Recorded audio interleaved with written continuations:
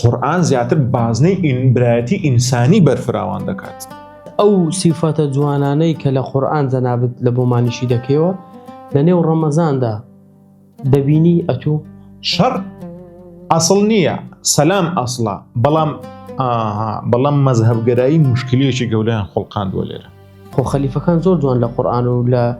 ئاکار و هەڵسکەوتەکانی پێغەمبەر تێگەیشتینە، یعنی لە سەردەمی ئەو چوار خەلیفە زۆرترین بڵاوبوونەوەی ئیسلام گەیشتن بە وڵاتە جیاوازەکان لەسەر دەستی ئەوان بووە. لە دوای وفاتی پێغەمبەر سەقافەی جاهیلی عەرەبی قەبەلی عەرەبی نەتەوایەتی عەرەبی هاتەوە ناو هەر لە سەقیفەی بەنی ساعیدەوە دەست پێ کرد. تاکە شتێک لە ناو تەواوی علومەکانە کە موسڵمانان ئیهتیمامیان پێنەدا مەسەلەی پەرەپێدان بوو بە چەک و ئەسلیحە.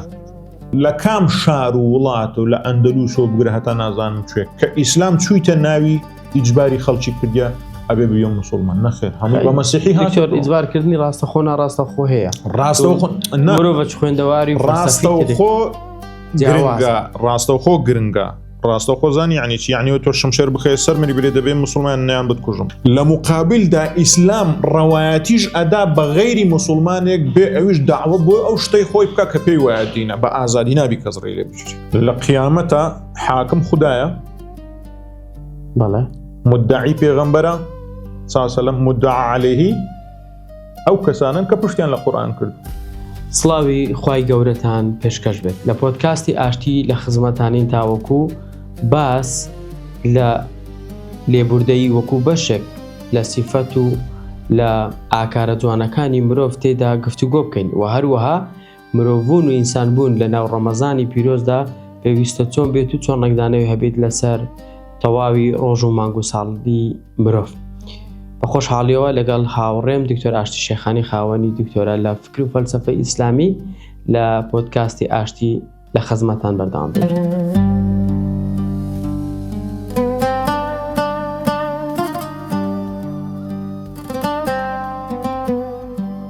دکتۆر سەلام عەلەیکوم. وعەلەیکم السەلام ورحمەتوڵڵاه. دکتۆر زۆر بابەت هەیە لەو بەشەدا جێی تێدا بکەینەوە، بەڵام ئەوەی گرنگە و لەسەری بەردەوام بین و ینی تێگەیشتنەکانی جەنابەت تێدا لێ ورد بکەینەوە، ئەویش بابەتی سەرەتا لە مرۆڤبوون یان مرۆڤ لە تەعاملکردن هەڵسکەوتکردنی لەگەڵ مانگی ڕەمەزانی پیرۆز گفتوگۆی لەسەر دەکەین و دەواازەکە دەکەینەوە. مرۆڤ پێویستە وەکو مانگەکانی دیکە بیتن لە ناو ڕەمەزانی پیرۆزدا، یانیش ئەوەتە مرۆڤ دەبێت جیابێت؟ بەنای خوای گەورە سوپاس بۆ جەنابەت. خۆی عادەتەن ڕەمەزان مەدرسەیە، یعنی معقول نییە ئینسان بچێتە مەدرسەیەک و دوای بە نەتیجەی سفر دەربچیت. بالتالی مەبەست لە قسەکە ئەوەیە لە دوای ڕەمەزانەوە ئەو مانگانەی کە دێن تا دەگەیەوە ڕەمەزان ئەمە هەمووی نەتیجەی ئەوەیە کە لە ڕەمەزان تۆ ئەبێ فێریوی. بە معنایەکی تر مانگەکان ناکەونە پێشی ڕەمەزان تاوەکو ئێمە بە سیفاتی پێش ڕەمەزان لەگە ڕەمەزان مامەڵە بکەین. ڕەمەزان مەدرسەیە و 11 مانگی دوای ڕەمەزان ئەبێ نەتیجەی ئەو منزومەیە بێ منزومە معریفیە ئەخلاقیە ئیجتیماعیە فکریە فەلسەفیە چوزانم إلى آخره ئەبێ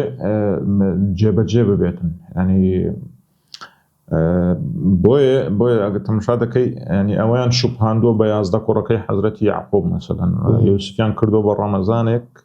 11 برایەکەی ترشان کردو بە 11 مانگەکەی تر. ما معناه ڕەمەزان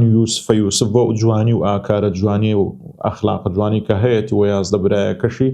ئەو ئاکارە ناشرین و با بڵین ناجوانانەیان کە هەبووە ئەسڵ وایە دوجار ئینسان بتوانێت هەمووی خۆی وەکو یوسف لێ بکە بە دیوێکی تر بە معنای ئەوەی کە دوجار هەر یوسف ئاساکان سەرکەوتون بەسەر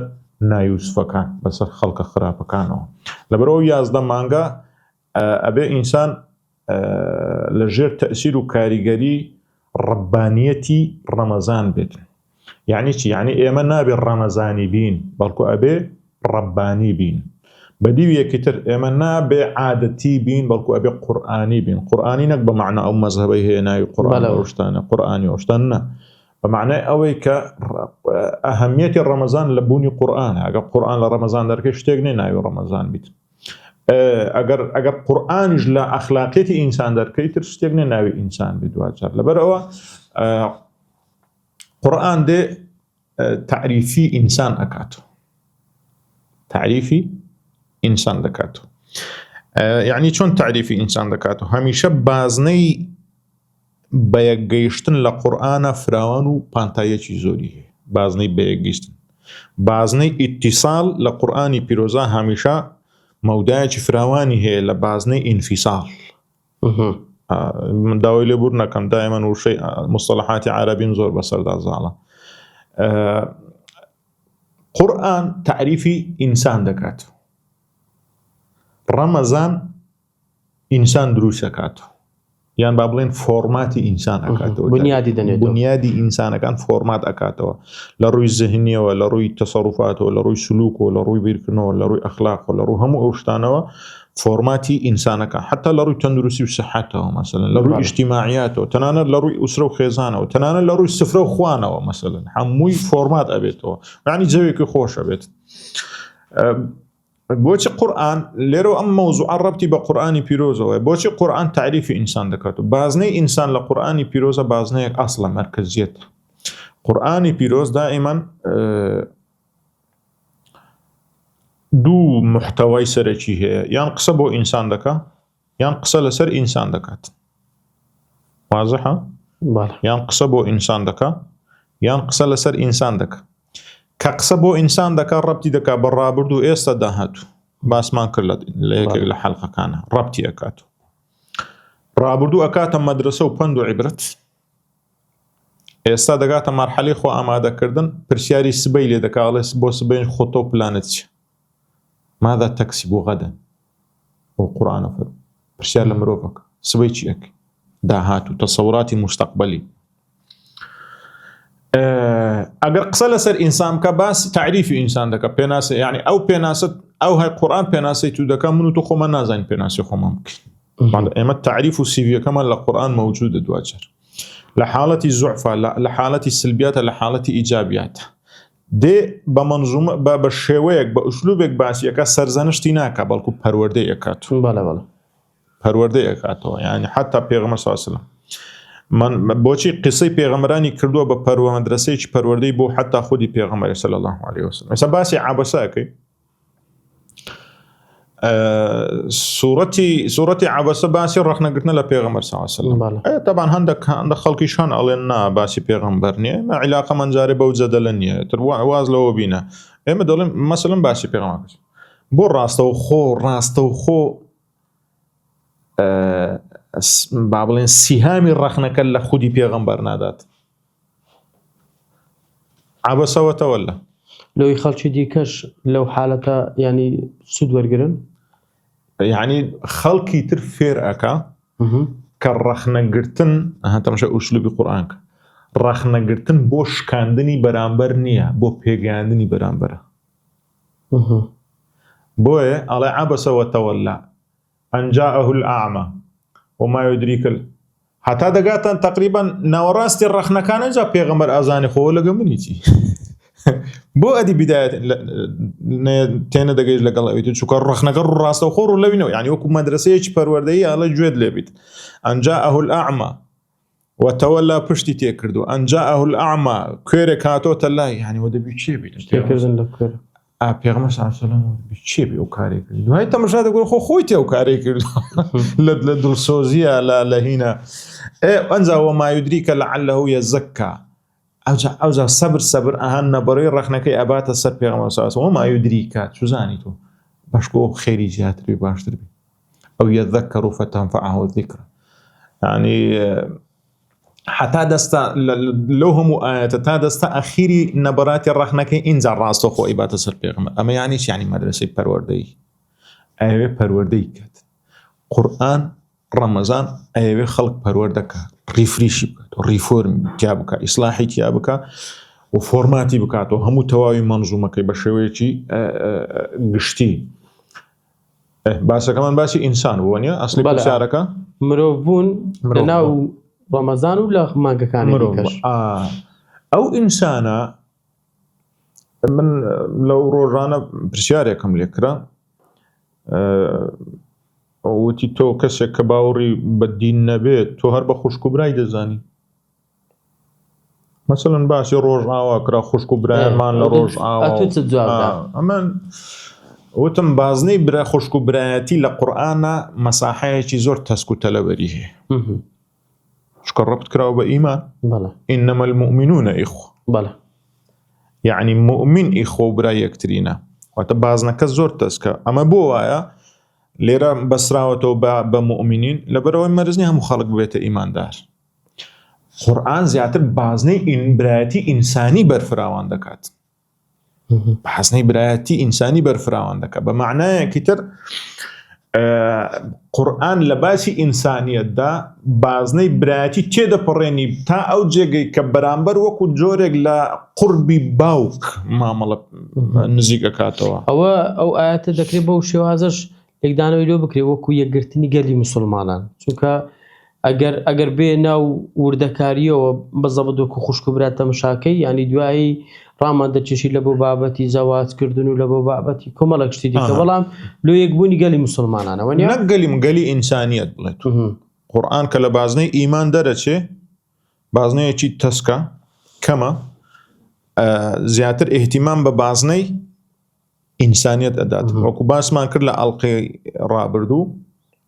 چیمان باس کرد گوتمان قورئان لە سەرەتا ئاچێتە بازنەی متەقین دوایی لە ڕەمەزان و قورئان چیەکە ئەی لە بازنەی متەقین دەریەکە ئەی با بۆ بازنەی ناس یعنی بازنەکە فراوان دەکات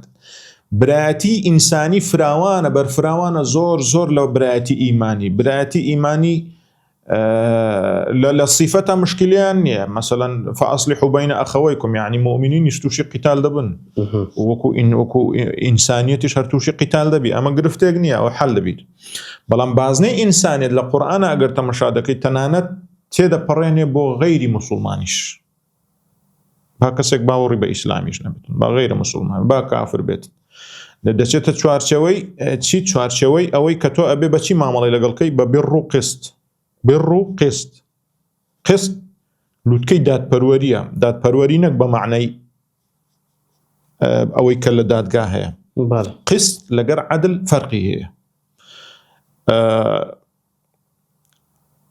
هەرچەندە لە تووڕاسی ئێمەیە قست و عەدل هەر بە یەک پێناسەکراوە نییە مرادفی یەک نینە عەدل بریتە لەوەی کە کەسێک ئەیباتەوە کەسێک ئەدۆڕێ ئەوە عەدلە مثلا ئەگەر زاڵمێک و مەزلومێک چوونە بەردەمی دادگا هەردووشیان وەکو یەک بۆی دەرچوونەمە عەدالەتە نەخێر دەبی مەزلومەکە حەقی لێ وەربگیرێ حەقی پێ بدرێ لە زاڵمەکەش حەق وەربگیرێ کەواتە تەرازووی مەزلومەکە بێ قورس بێت تەرازووی زاڵمەکە بێ سووک بێ کەواتە وەکو یەک نابن ئەبێ ئەوە عەدالەت ئەی قست چییە قست ئەوەیە هەموو کەسێک دەی بەشی خۆی وەربگرێت هەموو کەسێک ئەبێ بەشی خۆی وەربگری ئەمە قستە قست لێرە بەبەسی عەدالەتی ئیلاهی نییە ینی چکە ئەشمەلترە لە عەدالەت خوددا لەسەر زەمین ینی دادگایی مرۆڤەکان ناکە هەتا یەک براوە یەک بدۆڕێبی ینی بەشی هەمویان دەدا دەبی ئەو قستە ئینسان بەرپای بکە عەدل مثلا عەدالەت ئەمە تایبەتمەندی خوایە بەڵام ئەبێ مرۆڤ جێبەجێکە لەسەر زەوی مثلا خوای گەورە عادلە زاڵم نێوە نییە ئەبێ ئەم سیفەتی عادلە ئەبێ مرۆڤەکان بەرجەستەی بکەن لەسەر زەوی قستیش بە هەمان شێوە ئەبێ هەموو کەسێک بەشی خۆی وەربگری ئەمە فەرقی بینی قست و عەدلە خوای گەورە ئەفەرمێ لەگەڵ بێ باوەڕان چۆن مامەڵە بکەن ئەوانەی کە شەڕتان لەگەڵ ناکەن دەرتان ناکەن بمنطق بر وقسط لا ينهاكم الله عن الذين لم يقاتلوكم في الدين ولم يخرجوكم من دياركم خواهي قورا نهيتان لناكا كأو كساني شرطان لباسي دينا شرطان لقلنا كان لم يقاتلوكم في الدين ولم يخرجوكم من دياركم لشار ولاتي خوشتان داري نكردون نهيتان لناكا معاملين لقلبكم بمنطق بر وقسط أن تبروهم وتقسطوا إليهم تبروهم وتقسطوا إليهم قسط وكو قتمان بويا التفريق مان كلا بين قسط وعدل يعني قسط همو كسك دي باش يخوي بقري كواتا فراوان ترى العدل أي بر أو منطقية كتو لقل دايكو باوك بكارديني بر الوالدين هابزانا مرحلي برایەتی إنسانية چەند بەرز بوویتەوە زۆر أشمل ترى لبرایەتی إيماني واضحة زۆر ئەو مەفهومە کاتێک تۆ قورئان ئاوا تەوزیفەکەی بۆ کۆمەڵگە تەماشا دەکەی هەموو کەسێک ئەم تەفسیر و ئەم لێکدانەوەی قبوڵە غێری مسلمانیش قبوڵیتی بێدینێکش ملحیدێکش قبوڵیتی بۆ قبوڵیتی چونکە متوازنة قرآن فرمي لا ينهاكم الله عن الذين لم يقاتلوكم مجرد أويك لم يقاتلوكم يعني شرطا لقلناكن لروي دينيوا ودرتاناكن لولاكن دبي أو شون ما مغاين لقلكن وباسي غير مسلمان وباسي مسلمان يوا أن تبروهم وتقسطوا إليهم منطقي بر منطقي قسط كدوم يعني كقتران منطقي بر بو بكار بيني منطقي بر لقل دايكو باوك بكار دي بر الوالدين يعني بزانا مرحلة برايتي إنساني چنبرز بو بوتس آستيك يعني حتى بۆ تێگەیشتنێک کە ئافرەتێکی بە تەمەنی غەیری ئیسلامیان پیاوێکی بە تەمەنی غەیری ئیسلام وەکو داک و باب بمەڵە لەگەڵ يعني ئەگەر مسالیم بێ طبعا شەڕ لەگەڵ ناکە ئەگەر شەڕ بکە شتێکی ترە شەڕکە شەڕی لەگەڵ دەکەی لێرەوە بزانە برایەتی ئینسانی چەند بەرفراوانتر بووە کاتێک ئینسانێک دێ بە منطقی ئوخوەی ئیمانی مامەڵە ئەکا چەند بازنەکە تەسک ئەکاتەوە وەکو ئەوەیە بڵێ ئەوەی متەقی نەبی قبوڵمانیە لە کاتێکا قورئان هیدایەتە بۆ ئینسان ئێستا ئەو سیفەتە جوانانەی کە لە قورئان جەنابەت لە بۆمانیشی دەکەیەوە لە نێو ڕەمەزاندا دەبینی ئەتوو ئەوە یعنی دەبتە تەقیم ئەو کاتە ئێستا دەبێ هەڵسەنگاندن بکەین یعنی بەڕاستی کەم ئەیبینی بۆچی کەم ئەیبینین لەبەر ئەوەی جۆری مامەڵەکە لەگەڵ قورئان مامەڵەیەکی سەطحیە ئەو مەفاهیمانە مەفاهیمی قورئانن مەفاهیمی قورئان تۆ چۆن مامەڵە لەگەڵ قورئان دەکەی ئەگەر بە سەطحی مامەڵە لەگەڵ قورئان کرد نەتیجەیەکی سەطحیت پێ ئەداتەوە ئەگەر بە جددی مامەڵە لەگەڵ قورئان کرد نەتیجەیەکی جددیت پێ ئەدا ئەدۆنیس قسەیەکی جوانی شاعری گەورەی سووری ئەدۆنیس ئەڵێ نەسدە قورئان ئەڵێ ئەگەر بە عەقڵێکی بچووک مامەڵە لەگەڵ کرد نەتیجەیەکی بچووکت پێدا ئەگەر بە عەقڵێکی گەورە مامەڵە کرد نەتیجەیەکی گەورەت پێ ئەدات یان ڕێک دەچێت چوارچێوەی ئەو هاوکێشە فکریەی کار و کاردانەوە بزە یعنی تۆ ئەگەر هەموو پێشکەوتنێکی مامەڵە لەگەڵ قورئاندا لە چوارچێوەی ختم و حفزێک کورت کردەوە بێگومان نەتیجەکەی کەمە بێت ئەگەر بردتە چوارچێوەی تەدەببر و تەوزیفێکی دروست نەتیجەکەی گەورە ئەبێت باشە ئاشتەوایی لە نێو مرۆڤایەتی واجبە لەسەر مسلمانان بیپارێزن خۆی ئەسڵە سەلام سیلم ئاشتی ئاشتەوایی ئەسڵە یعنی ئەسڵ ئەوەیە سلم بەرپا بکرێت شەڕ حاڵەتێکی نادیرە ڕوو ئەدا و کۆتایی پێدێ خۆ 24 ساعت تۆ بەس عەرەب تەبیعیانەوە 300 ساڵ شەڕیان دەکرد لەگەڵ یەکتری ئەگەر ناخۆش شەڕ نابێ بەردەوام بێت حربی عالەمی یەکەم چەند ساڵی خان ساڵێک و شتێک و خۆتۆندە زۆری نەخاندەوە بە تەوقیتی لەبیرم نەمایە بەڵام هەرە ئەوەندە ساڵێک و نیو بە هەردوو هەربی عالەمی تقریبا 7 ساڵی ئەمزانە شەڕ مەهماکان کوشندەش بێ مەهماکان کارە سات باریش بێ ئێتر بەردەوام نابێ ئەیکەواتە بەدیلی شەڕ چییە؟ سلم و ئاشتیە پۆدکاستەکەمان ناوێ ئاشتیەوە نییە؟ بارەکەڵڵا دکتۆر ناوت خۆشە لێ پۆدکاستەکەەوە ناوکە جوانتر دەی ئینشاءڵڵا گرنگ ئەوەیە من ئاخردەی مامەڵەشم ئاشتیانە بی زۆر زاد دەڵێن تۆ شەڕی لەگەرە من باشی ئێ باشە شەڕ ئەسڵ نییە سەلام ئەسڵە بەڵام مەزهەبگەرایی مشکلێکی گەورەیان خۆڵقاندووە لێرە شەڕیان کردووە بە ئەسڵ شەڕیان ئێستا مەسەلەن لە هەر چوار مەزهەبەکە بە شێوەیەکی گشتی شەڕ ئەسڵە لەلایەن دکتۆر سەبەبیان هەیە سەبەب چییە؟ یعنی مەسەلەن ئەی ئیسلام کو بڵاو بکتۆ بە هەموو جیهان ئیسلام بە شەڕ نایی بڵاویت و ئەدی کو دەست یعنی خەڵک بەرامبەرت ڕادەوە شوێ قورئان هاتووە ئیسلام بە شەڕ بڵاو بێتەوە لە شوێ باشە خۆ نەک بە شەڕ تۆ مەڵێ شەڕ چووکە کە گوتت شەڕ تۆزە قێزەون ئەبێتن تۆ بڵێ بە زۆر بە جەنگ بە زۆر لەکوێ هاتووە باشە گەر لە قورئان دەقەتی ڕاشکاویشی لەسەر نەبیتن ینی خۆ خەلیفەکان زۆر جوان لە قورئان و لە ئاکار و هەڵسکەوتەکانی پێغەمبەر تێگەیشتینە ینی لە سەردەمی ئەو چوار خەلیفە زۆرترین بڵاوبوونەوەی ئیسلام گەیشتن بە وڵاتە جیاوازەکان لەسەر دەستی ئەوان بووە زۆر بەشی بە قیتال بووە هاتوو من بۆ ناو مووقعێکی بۆم ڕێژکرا و شتانەدەقێتەوە ئەمە لە سەردەمی ئیمامی عومەر مەسەلەی فتوحات زیاتر فراوان نەک لە سەردەمی ئیمامی بە ئەو بکر لە سەردەمی ئیمامی عومەر با تەسویری هەر چوار خەلیفە بەڕێزەکە لەو بکەم ڕەزا و ڕەحمەتی لە سەردەمی ئیمامی ئەو کرد ئەوە محدود چونکە حکمەکەشی محدود دافاکردن بوو لە قورئان و لە سنەتەکانی پێغەمبەر محدودە ینی مەسەلەن لە سەردەمی ئیمامی عومەر بە حکمەوەی حکمڕانیەکەی زۆر بوو نزیک بە 12 ساڵ بوو یعنی فتوحات لە سەردەمی ئەو پەرێسن لە سەردەمی ئیمامی عوسمان شەڕی ناوخۆ بوو یعنی هەر پێڕانە دەگەیت لە سەردەمی ئیمامی عەلی بە هەمان شێوە یعنی پێ هەر خەریکی ناوخۆ بن بۆیان حەل نەدەبوو مثلا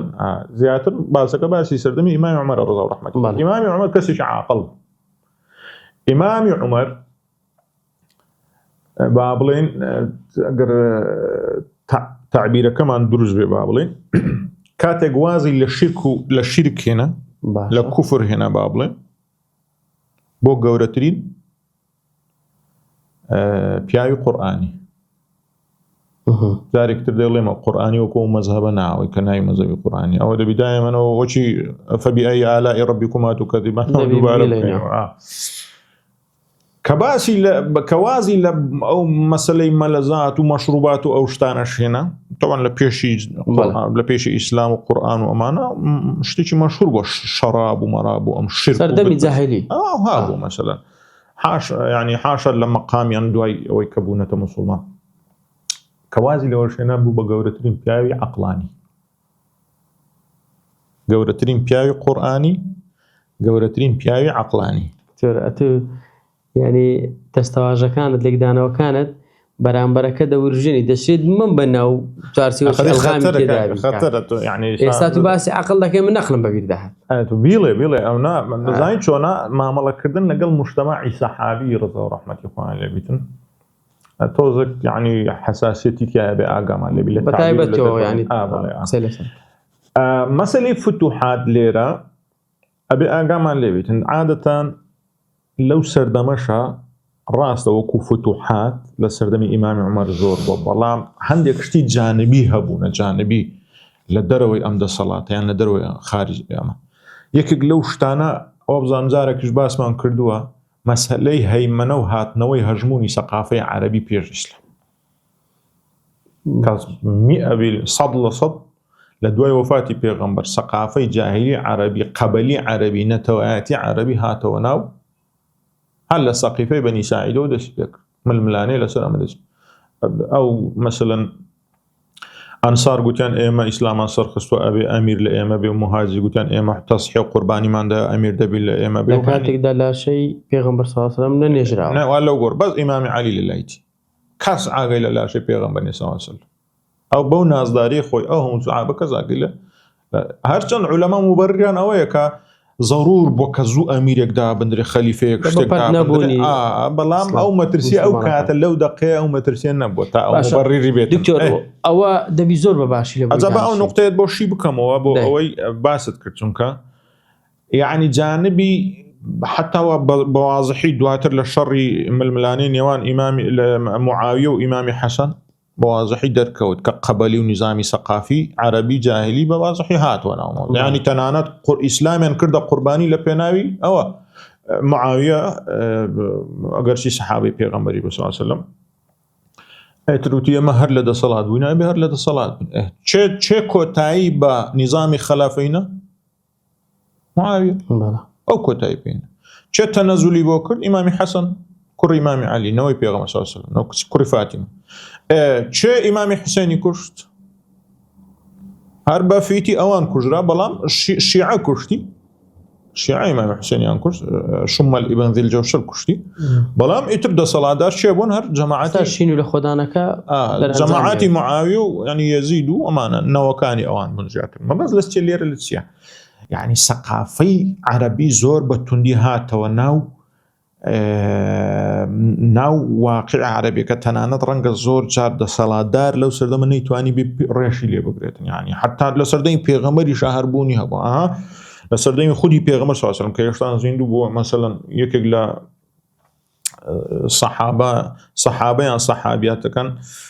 باسی شتێکە کاتن پێغەمبەر چی پێ فەرمێ ئینەکە امرؤ فیکە جاهلیە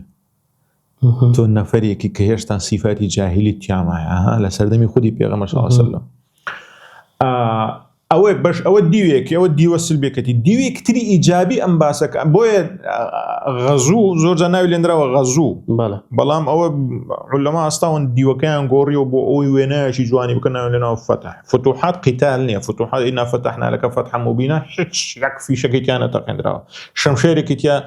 بەکار نەهاتوە بەڵکو زۆر ڕێزی بێ باوەڕەکانیشی کردووە. دیارترینە ئەبوو سوفیانە کە دەفەرمێ پێغەمبەر صلی الله علیه و سلم هەر کەسێ بستە ماڵی ئەبوو سوفیان ئەها بۆی لە شان و شەوکەت و شکۆی کەم نەکاتەوە. بۆی ئیسلام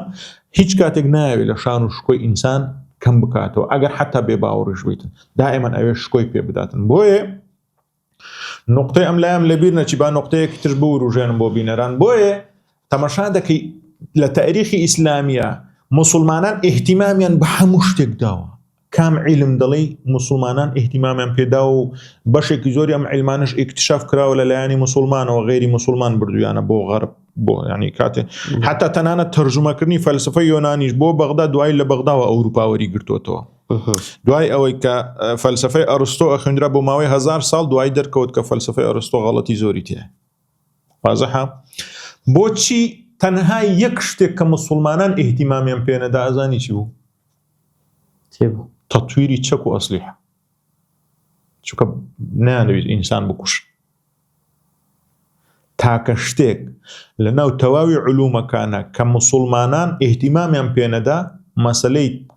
پەرەپێدان بوو بە چەک و ئەسلیحە.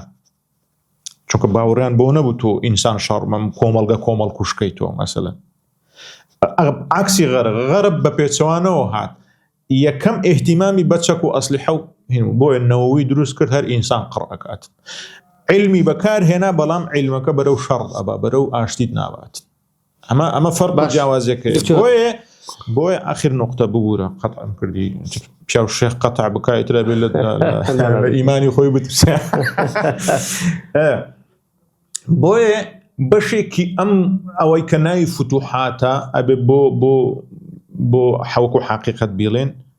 بۆ قەدەغەکردنی زوڵم بووە ئاگامان لێ بیتن. ئیسلام لە سەردەمی ئیمامی عومەر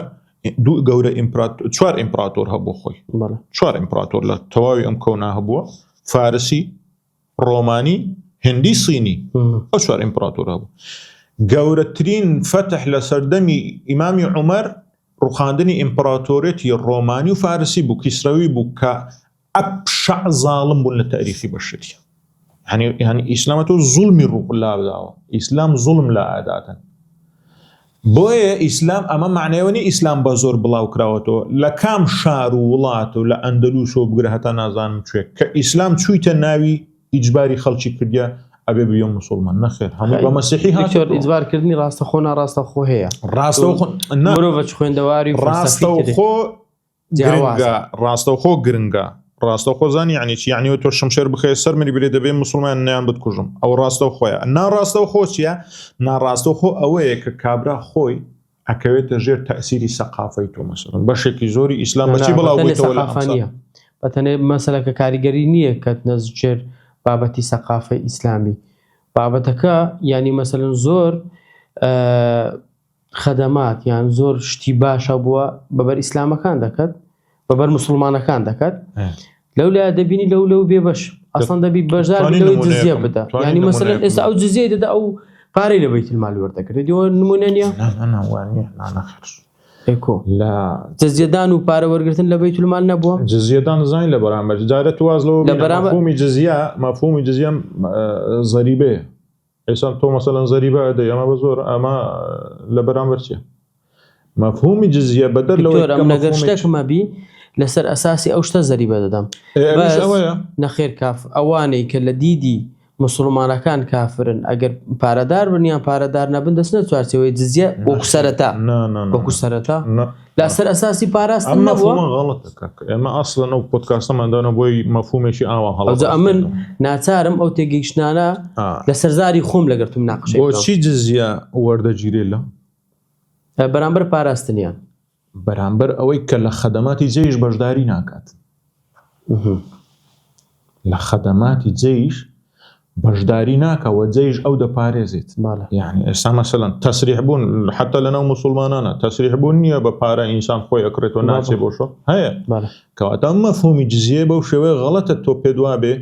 تۆی معنەوی هەر کەسێک پێوا بێت لە بەرامبەر ئەوەی کە کافر ئەبێ جزیە بدەن نەخێر لە بەرامبەر ئەوەی کە خدمەی جەیشی ئیسلامی ناکاتن مەفهومە زۆر فراوانەوە هەر ئەوەندە لە مەسەلەی لێت ناگەرم ئەوە یەکدوو ئەڵقەی تایبەت لەسەر مەسەلەی حرب لە ئیسلام من تووشی مشکلەکەی بێکەوە ئیش لەسەر ینی چاکردن دەکەین بابێن سپاس دەکەم بینەوە جەوە ڕەمەزانیەکەی جەوە ڕەمەزانیەکە ئەنجا لەبەر ئەوە ئیسلام دائیمەن باسی دوو نقطەی زۆر گرنگ دەکەم. ئیسلام دژی زوڵم لە هەر شوێنێک هەبێ با سێ نقطەی زۆر گرنگت ئەگەر لە بیرم نەچێتن بۆ باس. ئیسلام دژی زوڵمە لە ئەمریکا شەبێت لە ئەمریکا هەبێ ئیسلام بە ڕەوایەتی ئەزانێت جێیشێک بنێرە ئەو زوڵمە مەنعکە لەسەر ئینسان و هەر کەسێک ڕێ لە داوای دین بگرێ ئیسلام دژی دەوەستێتەوە دینی خوا. لە مقابلدا ئیسلام ڕەوایەتیش ئەدا بە غەیری موسڵمانێک بێ ئەویش داوە بۆ ئەو شتەی خۆی بکە کە پێی وایە دینە بە ئازادی نابی کەس ڕێ لێ بژێ ڕێ لێ بگرێت. هیچ کەسێک بۆی نییە مەسیحیەک مەنعکە برێ ناوی بێ لە منتیقی مسلمانان داوە بکەیت بۆ دینەکەی خۆت ئەوە ئیسلام ڕەفزیەکات بۆی نیە نابێت. بەس لۆ دینە سەمائیەکانە باسی ئەو شتێک کە ناوی دینە واتە معنەیەکی واتە ئیسلام هێز بەکار ناهێنێ بۆ یەکلاکردنەوەی حەقیقەت ئاگاتان لێبیت. ئیسلام دووشت بەکاردەهێنێ ئەتو حەزت لەوەی نییە برێن فلان ئەو هایگۆت و فلانەوە بیر دەکاتەوە بەڵام من ناچارم کە دەرێم ئەمن ناچارم ئەو کەسانی کێسە لە بەرامبەرمە دانیشتینە جیان لەو پۆدکاستەیە شت لە مێشیان دروست دەبی پرسیار دروست دەبی باشە لە کاتێک ئاساییە لەو کەسێک بێ تەبشیرت لە بۆ دینی خۆی بکە ئێبینیمان خەڵکە زۆر فتوای کوشتنی لۆدرا غەڵەتە. ئێمن بۆچی سەرەتا بۆ ئەوەی تووشی ئەو پرسیارە نەبین نقطەکەم باس کرد گوتم لە هەر چوار مەزەبەکە ئاسڵ سەلام نییە حربە بۆ ئەوەی لێوە تێبگەین هەمومان کە ئەمە بووە بە نظامێکی شوم بەسەر ئێمەوە بەسەر مسلمانانەوە. باشە بە ئەو کەوانە لێرە داخین ئەتی پێم بڵێ مرۆڤی مسلمان پێویستە لە ڕەمەزان کوبی پێویستە مرۆڤ بیت مرۆڤی بە ئەو تێگەیشتنە قورئانیە مرۆڤ سازی ئینسانیەت یعنی ئەمە تعریفی مرۆڤ بوون ئەمە کتێبێک نووسێنە مرۆڤ سازی مرۆڤ یعنی قورئان یعنی مرۆڤ سیڤی قورئان یعنی مرۆڤ. ئەخر دکتۆر ئێستا ینی لە ڕەمەزان عادەتی گەردن ئازاکردن هەیە ئەمە دەڵێم عادەت دوایی ڕەنگە مەسەلەن تێگەیشتنی جیاوازش لە من هەبی بەدڵنیاییەوە هەیە عادەتی گەردن ئازایی هەیە عادەتی سیلێ ڕەحم لە دەرژندا هەیە عادەتی کۆبوونەوەی شەوانی ڕەمەزان و سفرەی ڕەمەزان بوونی هەیە بەس کاتێک کەوەچ کوردەواری دەری شەشەران خلاص دەبی ئیدی هەموو شتانە کۆتایی دێتن عادەتەکە کۆتایی پێدێ بەس دەبی ئاسەواری عیبادەتەکە ببینێت و ئەمەیە خوا دەفەرمێ وڵامی ئەو پرسیارەی تو تەنها یەک ئاەت ئەیداتەوە لە قورئان ئەفەرمێ بل كونوا ربانيين بما كنتم تعلمون الناس رباني بي نابي رمضاني بي نابي تخد بستيو بيك مانغو أبي رباني يعني على مدار السنة. باشا دكتور مروف بكاتوا لروكشو لناوخن وانيا لزور لقدانوية بلا ما من يقل لقدانو ظاهر وباطن بلا لروكش زور بي دبيني قرفتي نيو لە بابەتی پەیڕاوکردنی ئەو شتانەی کە لەسەری واجبە لە ئیسلام و لە غەیری ئیسلامی لە ڕەمەزان و لە غەیری ڕەمەزانیش دیارە و ئەمەش ناتوانین حکم لە غەیری زاهر بدەین وەکو ئینسان. باشە لە پاش ڕەمەزانیش خەڵکی دیعای ئەوەدا کە کاریگەریەکی لەسەر نوێژ بەردەوامە لە زەکات ئەو پارێک کۆ دەکاتەوە لە ینی کە دەرێم زەکات لە ڕەمەزان دەدرێت مناقەشەمان لەسەر بابەتە کرد زۆربەی بۆ پابندە ئەوەی لە خۆی ڕەنگە بەشێکوی لە عادەتەکە دەڵام لەمە 11مان کۆم کردەوە لە مانجی 12م کە ینی ئیسلام لەسەرمی واجب کردیە لە ڕەمەزان زەکاتەکەی دەدەم کاردانەوەیە ینی هەمووی پێکەوە ڕەبتە هەر ئەمە ناتوانین حکمی زاهرەکە بدەین زیاتر دەتوانین برێنەوە باتنی وایە خۆی باتن چییە باتن قەلب و عەقڵە قەلب و عەقڵ باتنە ینی ئیسلام خوددا اهتمام بقلب وعقل عادات نقبة شكل وشيء هو بس عبادة دكان دكتور عبادة قلب وعقل أخو عبادة ظاهر نية مثلا قلب وعقل بويل عند القرآن تعبير كان لا يعقلون لعلكم تتفكرون أمانة إيشي ظاهرة نخير إيشي باطنة بلا أجر إنسان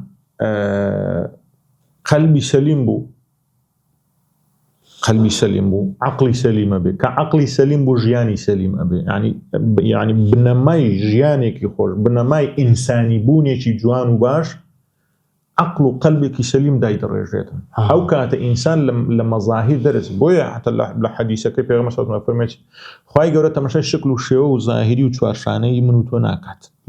ئەو من باڵام بەرز و قاتێکم لە بەرەو چەند جوانم و شتانم خوای گەورە تەماشای ئەو شتان ناکات تەماشای دڵت دەکات تەماشای عەقڵت دەکات تەماشای فۆرمی بیرکردنەوەت دەکات فۆرمی بیرکردن بۆیە لە قورئانی پیرۆزدا بەشێکی زۆر لە خیتابی قورئانی پیرۆز مثلا ئەفەرمێ لنعلم خوای گەورە خۆ علمی بە هەموو شتێک هەیە لۆچی دەیەوێت بزانێت کە باسی تەسەڕوفاتی ئینسانەکە ئاڵێ بۆ ئەوەی بزانین یعنی چی بزانین خوا نازانێت بەخوا دەزانێت بۆ ئەوەی بە تۆ بڵێ ئەگەر ئەمە لە بواری واقعی پراکتیزەکردندا تۆ گۆڕانکاری بەسەردا هاتبێ ئیتر ئەمە نیشانەی ئەوەیە کە تۆ لەژێر تەئسیر و کاریگەری ڕەبانی نەک ڕەمەزانی لەژێر کاریگەری قورئانی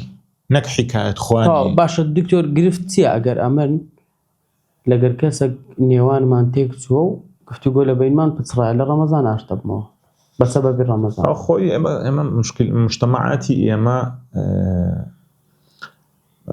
مجتەمەعاتی ئێمە کاریگەریەکی مفرێتی دینی لەسەرە ئەمە یەکێک لە ئیجابەکانی بەڵام مشکلای لەکوێیە لە جۆری تێگەیشتنەکەی لە دین ئەمەمان ئێمە مشکلی تایە ئەگەنا مشکلی عیلاقەمان لەگەڵ نەکحان ئێستا مەسەڵەن کەسێک جنێو بە پێغەمبەر بدا صلی الله علیه و سلم عارەخۆرێکی بە سەرخۆشی ێسێ دیفاعی دەکات ئەو هەوا دەکەم کو جنێو بە پێغەمبەر با تۆ عارەقە خۆت مەسەڵەن یعنی تۆ با بڵێن هەر شتێک مەسەڵەن کەسێکی تر ئاوە بۆ ئەو حیسەی هەیە ئەم شعورەی هەیە لە کاتێکە خۆی لە تاوانێکدایە ڕەنگە چونکە ئێمە عیلاقەمان لەگەڵ دین بۆ بە عیلاقەیەکی جۆرێک لە ئیجتیماعی فیتری بەڵام جۆری تێگەیشتنەکەمان لە دین مشکلی لە پەروەردەی خەڵکی موسڵمانیش پەروەردەی دینیە بەس ئەی کوێمان ئێمە مشکلی تایە جۆری تێگەیشتنەکەمان لە دین مشکلی تایە تەنانەت ئەگەرنا ئەمانەی ناویان ئاتایستی شایان خۆیان ناوێن لە خۆنەوە ئاتایسیان مولحیدیان ئەمانە ئەوانیش بە ظاهر ئیدعای دژە دین ئەکەن بەڵام لە باتیندا هەر لە ژێر کاریگەری دینن ئەگەر دین لە منهەج و بیرکردنەوەیان دەربینە هیچ شتێک نییە قسەی لەسە بکەن شان مولحید دین خوا لە بیرکردنەوەی دەربینە هیچ شتێک نییە قسەی لەسە بکە واتە ئەو بە ظاهر دژیتی بەڵام لەژێر کاریگەرەکەی ناتوانێت قوتاربێت دائیما قسەکەی ئەوەیە جا بە ڕەخنە بیان بە ئیجاب بیان بە سلبی حەق باسەکە باسی دینە ناتوانێت لەژێر کاریگەری دەرسی بەڵام جۆری تێگەیشتنەکە مشکلەیە یعنی ئێمە موسڵمانان جۆری تێگەیشتنمان جۆری ئەولەویاتمان ئێمە ئەولەویاتمان بە فروع داوە ئوسوڵمان لە بیر چۆکە قورئانی پیرۆزە بە دیوێکتر ئێمە هەجری قورئانمان کردووە یەکێک لەو شکاتەی لە قورئان لە قیامەتە پێغەمبەر لێمانەکە بریتە لەوەی ئێمە کە هەجری قورئانمان کردووە پشتمان لە قورئانی پیرۆز کردووە خەڵک وازانێ لە قورئانە لە قیامەتە پێغەمبەر شەفاعەتمان بۆ دەکەن نەخێر لە قیامەتە پێغەمبەر شکاتمان لێ ئەکات نەک شەفاعەتمان لێ ناکات نەخێر شکاتمان لێ ئەکات لە قیامەتە حاکم خودایە بەڵێ مدعی پێغەمبەرە صلی الله علیه و سلم مدعا علیه ئەو کەسانن کە پشتیان لە قورئان کردو جا تۆ وەرە لەو مەحکەمەیە تۆ وەرە پێغەمبەر شکاتکار بێ لەسەرت خوش حاکم بێ پەیامەکەش پەیامی خوا بێ بۆ محەممەد هاتبێت تۆش بۆ تۆمەدواری کە پشت تێ کردووە چ مەشهەدێکەوە قورئان فەرمێ ئەوە لەسەر موسڵمانان بەڵێ قورئان فەرمێ وقال الرسول ئەمە قورئان ئەفەرمێ نەک حەدیث بۆچی ئەو تەفریقەمان کرد چونکە ئەگە برێ حەدیث ڕەنگە احتیمالی ضعیفیە بێ احتیمالی صحیحیە بیوانە بەس لە قورئان ئەم شتە هەیە کە گوترا قورئان وا دەرێ ئەو احتیمالاتان نییە قورئان فەرمێ وقال الرسول يا ربي رسول واتە محەممەد ئەڵێ ئەی خودایە إن قومي اتخذوا هذا القرآن مهجورا قومكم أمتكم أو قرآنان هجر كرت وازيان لهنا پشتیان تێ کرد ئەمە شەفاعەتیان شکاتە دکتۆر خەڵک بێ ئەمەل نابێ بێ ئەمەلوی با بەخۆی دابچێت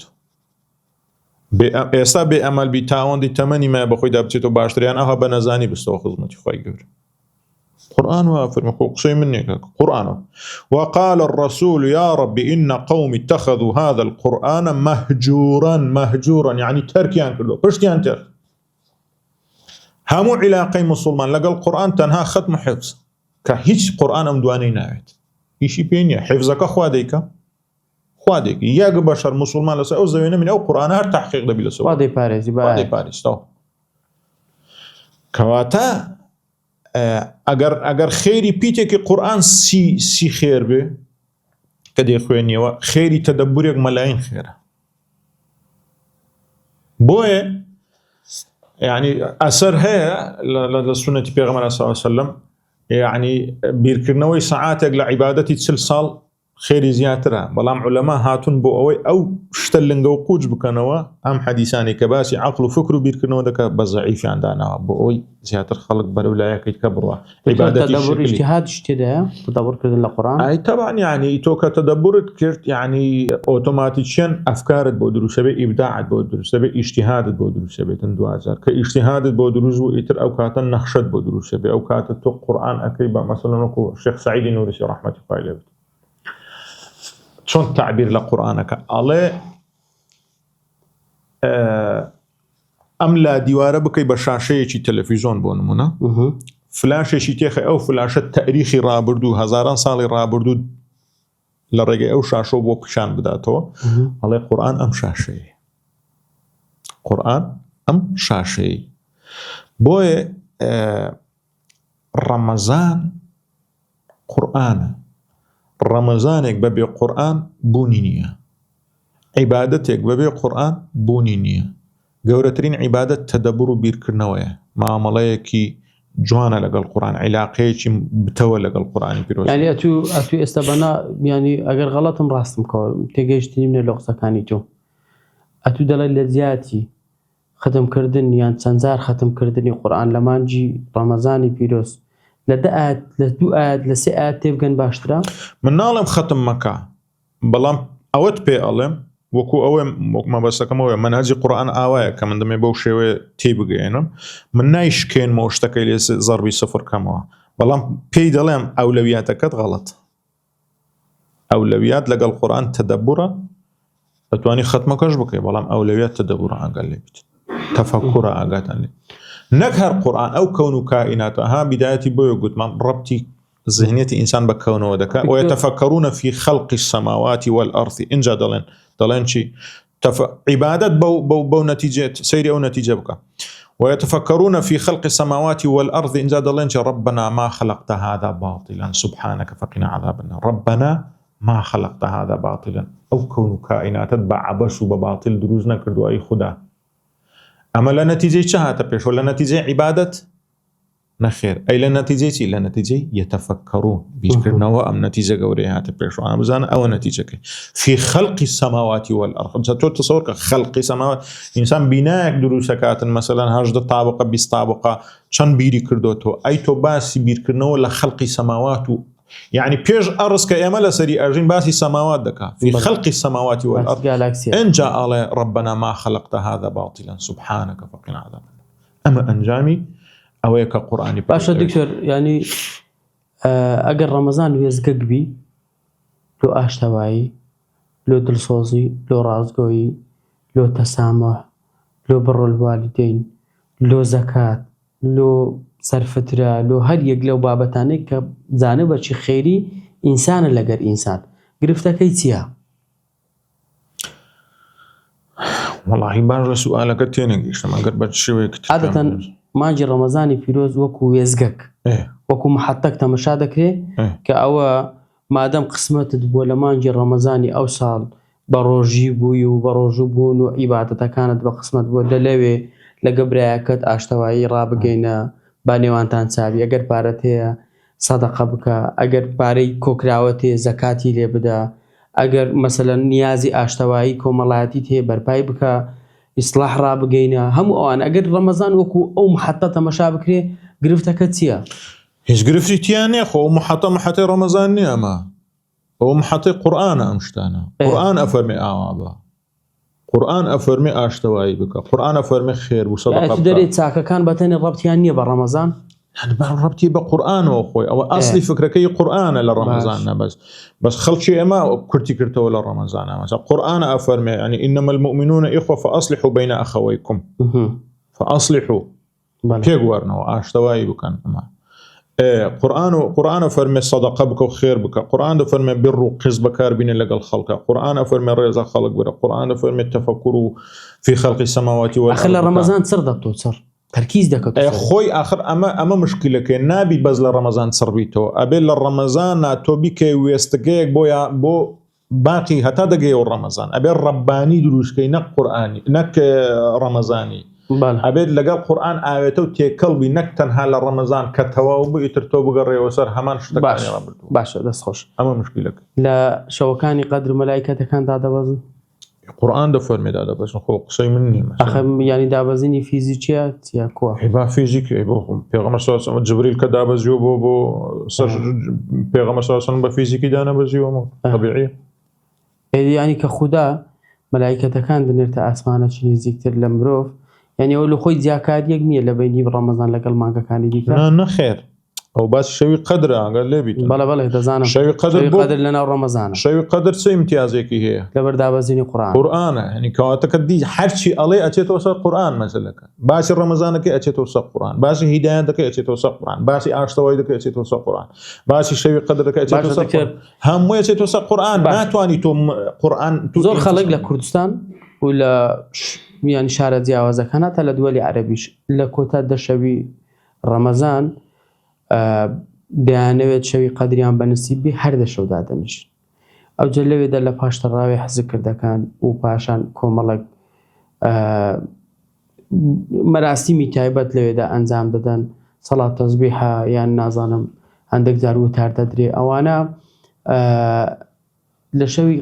قەدر لەگەر ئەو شەوە دەگونجێ والله خۆی باشترە یعنی هەر مەجلیسی في كل أحوال من ناوی لێ نانێن مثلا با ناوی لێ نەنێن زیاتر هەموو شتەکان کورتکەینەوە لە مەجالیسی ذکر بڵێن مەجلیسی ذکر یعنی مەجلیسی ذکر تەماشای دەکەی ئەگەر مەجلیسی ذکر بوو ئەمە گرنگە ئەگەر لەفە و فەلافڵ خواردن بوو ئەمە گرنگ نییە واضحة أبي مجلسي ذكر معناه فراوانية بويت تتنزل الملائكة والروح فيها بإذن ربهم من كل أمر سلام هي حتى مطلع الفجر أم سلامة أبي شامل بو تواوي جياني مروف بو تواوي جستي مروف بو تواوي عقل بيركنوي مروف نابي شوي قدر تو دابنشي لشوي قدر حرب بلباتي سلام نابي لشوي قدر تو دابنشي لمن دال بدي نظمتي نابي تو دابنشي لشوي قدر شربكي نابي تو دابنشي لشوي قدر زمان النبارزي نابي تو دابنشي لشوي قدر صفتي سلام بمعنى قشتيكي لدز بدي أكد صفتي سلام لدز دا اتر او كاتا يعني ما مجاري عليه خلق للشيء قدره أشي متابعي جوكا أكاتن صقنا حبي وأجلكم الله ونازان جويدريج نظر ونازان تشيو شتانا أدي باش اللو متابعي خودنا كي غيبتنا كي دكتور فضولية كير سلام صفتي سلام لدى فضولية برو برسارك رامدا تشيشيتن شەوی قەدر هەتا بەرە بەیانی لە دەشەودا دەنیشن لۆ بەیانیەکەی زۆربەیان داوامیانێ وەزیفە ئەرکیان لەسەر شانە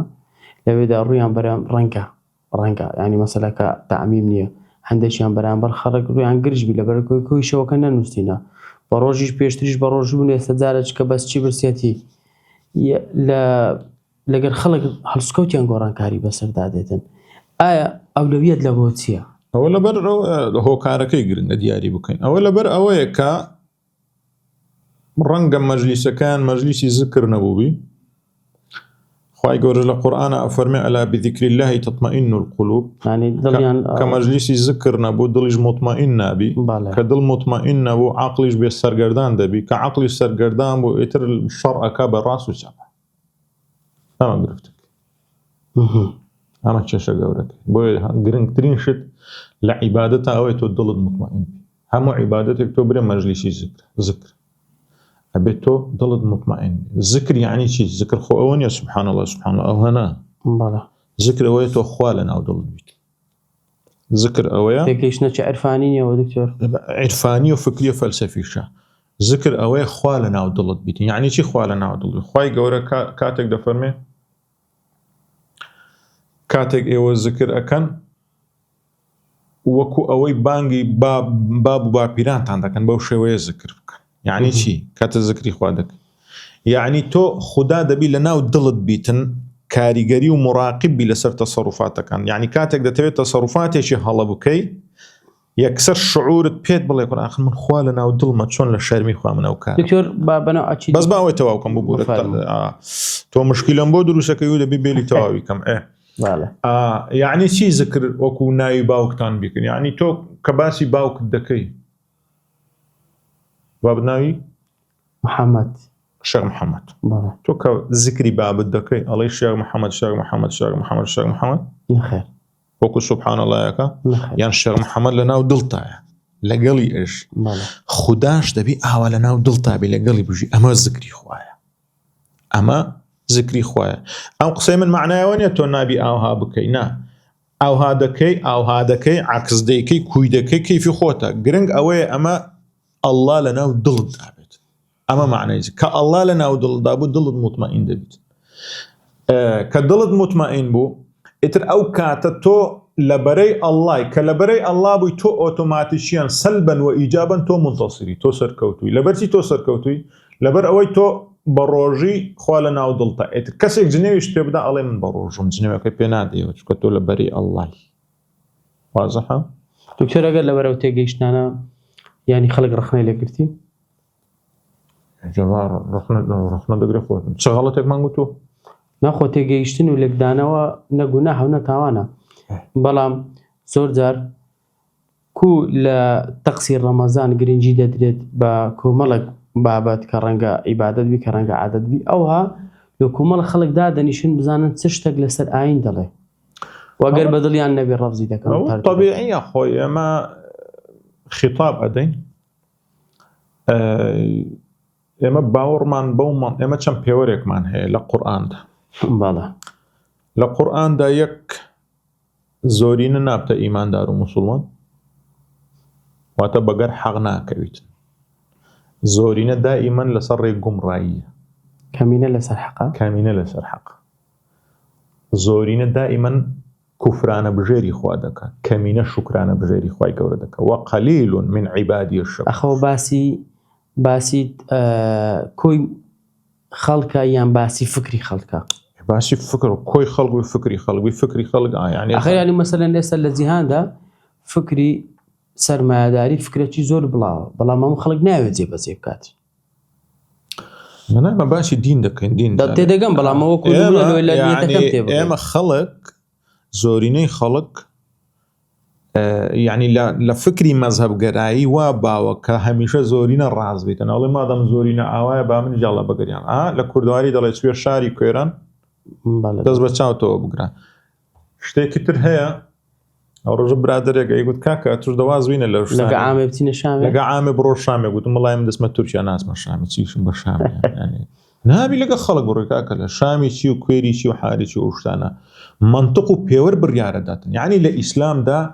دلیل پێوەرە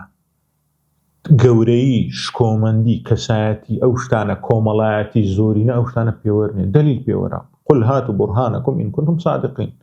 برهان مقابل صدق برهانت بينه صادق ني طاو يعني أوني والله فلان كذا علماء اللي بلقي عقليش يعني لوجيكي دخوة يعني إلى بلقي قرآني عقل غير سيبري قرآن هو قال عقل غير سيبري قرآن بيد سيبو إلحاد دروات يعني ما يعني أقام آخر بابتك يعني تيجيشتني مروف أو تيجيشتنا برزو فراوانا نية أو إيكا يعني خوا بقوري خو عالم الغيب وخوا بخوي كردقارة قينا خو أو بشكل منافسة ومشكلة بين عقلاني ونقلاني كان من باورم بونية مراعاتي كومالغا بكي صبر يعني نويري قسيك بكي اوچ كومالغا تيناغا ورشتانه واني چونك من بدايتي قلت من لمجتمع شي جاهل دا خوا فرمي اقرا كغورترين تناقض لقى الواقع وايا والله ندبي خلق خوي بقوري نابيتم اسا زوربي ما مستاي عيني خوان لقى ذوقي خلق دا قور انا ما غلطه ابي خلق خو اگر تو بيامش الراس بيدبي خلق لقى ذوقي تو خوي بقوري الرازي اهلا وسهلا رازين كيف خويتي قران اوا دين اوا تو بمزاج خود شدور ناغري اول ليره ئەو بوویتە فەنتەلۆس ینی بوویتە فەوزا فەنتەلۆس و نازام چیوانە کەسێک بەدڵی خەڵک نەبی دەری دەکەنەوە چێ و مافی بە تودا تۆ حکم لەسەر کەسێک بێ کە خیتابی دی نەکاتن ئەوە غەڵەت تاوشتە لەبەرەوە زۆرینە لە مەزهبگەراییە زۆرینە لەسەر حەق لە ئیسلامدا زۆرینە لەسەر باتڵە کەمینە لەسەر حەق لو دکتور فەرقی لە بینی مەسەب ئای تەبعاً فەرقی چۆن ئەرە وەڵام مەزهبگەرایی عەقڵی داخستووە ئیجتیهادی داخستووە ئەڵێ چاوت بچووقێنە و ئیتبعنی چاوت بچووقێن بەدوامکەوە هەتا من قسە نەکەم تۆ بێنە من لە باشی مشکلە وڵاجە توش بوویت ئەنجا لەبەر ئەوە یعنی قورئان و عەقڵ دائیمەن یعنی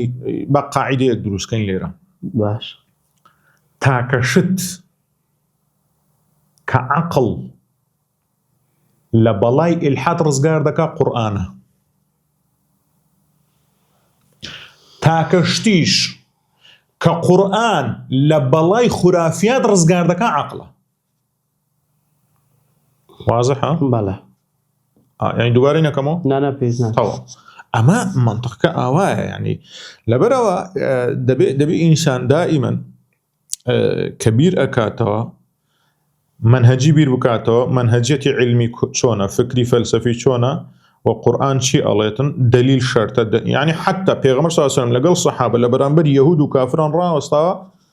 خۆ هەموو کەس زانی پێغەمبەر حەقەوایە پەیامی پێ کەچی قورئان بە تەسفیە مامەڵای لەگەڵەکە 50/50 وئینە ئەو ئیاکم ئەڵێ محەممەد پێیان بڵێ محەممەد پێغەمبەر ئای هاوار صلی الله عليه وسلم